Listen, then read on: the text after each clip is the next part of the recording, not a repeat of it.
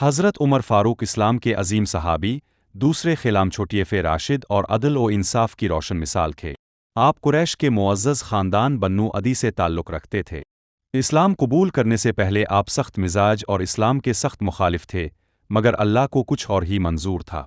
ایک دن جب نبی کریم کو نقصان پہنچانے کے ارادے سے نکلے تو راستے میں معلوم ہوا کہ آپ کی بہن اور بہنوئی اسلام قبول کر چکے ہیں۔ وہاں قرآن کی آیات سن کر آپ کا دل نرم ہو گیا اور فوراً اسلام قبول کر لیا۔ اسلام قبول کرنے کے بعد حضرت عمر نے دین اسلام کی کھلم کھلا حمایت کی۔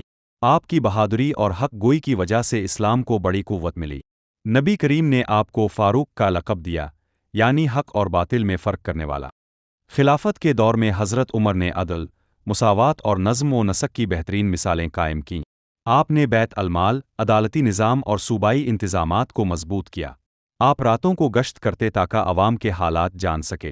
حضرت عمر سادگی، تقوی اور انصاف کی وجہ سے آج بھی تھا۔